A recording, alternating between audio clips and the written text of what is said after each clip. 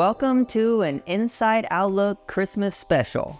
Okay, I don't know how special this is, considering this is a new show. I haven't gotten anything for Christmas yet. I have no Christmas lights put up. My tree is bare bones, and I haven't even seen any Christmas movies. Be that as it may, I'm starting to feel the Christmas spirit. I've got my little tree, my ridiculous hat, and even though I'm not a fan of tradition, I do enjoy Christmas time. It's not the gifts, it's obviously not the lights or the tree, it's not even the family get-togethers.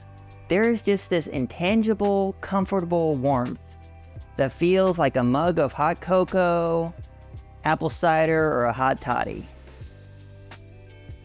I don't have kids or nieces or nephews, so it's been a long time since I've had the real Christmas experience of kids opening presents.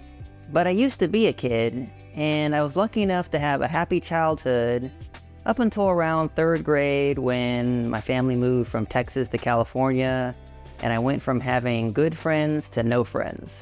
Then puberty started to happen, and I really didn't get happy again until I was around 20 years old.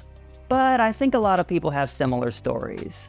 And actually, having the worst time of your life when you're younger is better because then you can just look back and say, well, at least I'm not still in high school, or even worse, junior high. But there were good times amidst the chaos of puberty, and Christmas time really helped. I hated school, and for Christmas, you've got a 2 to 4 week break from school. The most prized Christmas gifts were video games. I got an original Nintendo around age 7.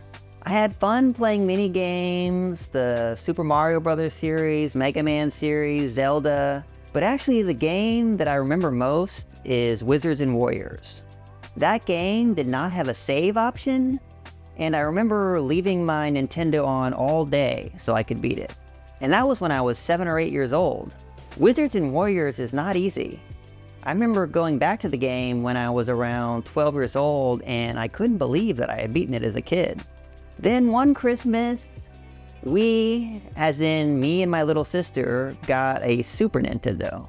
There are too many great games on the Super Nintendo to talk about, but our favorites were Zelda and the Japanese role-playing Squaresoft games, Final Fantasy 4 and 6, known as 2 and 3 back then, Secret of Mana, Chrono Trigger, and Final Fantasy 7 when I was 16 was sort of the last hurrah of enjoying video games as a kid at Christmas. There was a time back then when my dad actually enjoyed playing video games with us. He beat both Zelda and Final Fantasy 4 before me and my sister. When I think of Christmas, my strongest memories are of getting video games and playing them non-stop until school started back up. My sister also loved these kind of games, so we would share them. Secret of Mana was perfect because we could both play at the same time using different characters. In late high school, I finally met some friends who also enjoyed playing Japanese role-playing video games. But for the most part, growing up, it was just me and my sister who enjoyed these games, and it was a nice bond we had. The Squaresoft games were awesome because they had beautiful soundtracks, epic plots, great characters. There was romance, adventure, humor. So even though ages 9 through 19 were the worst years of my life, there were some good times. And Christmas was always a good time. Growing up, we had Christmas lights in our front yard and plenty of decorations around the house. Our front yard lights were always modest, but my mom went heavy on the inside decorations, and the tree was always spectacular. And my mom loves gift wrapping, so the presents under the tree always looked impressive. I was really lucky to have a great Christmas every year. When I was somewhere between 5 and 8 years old, we went to Disney World one year for Christmas, and that was amazing. One of my best childhood memories was Disney World. Parents, you can't go wrong with Disney World.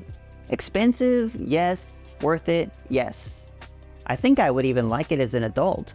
At some point, I started requesting books instead of video games for Christmas, and it has been like that ever since.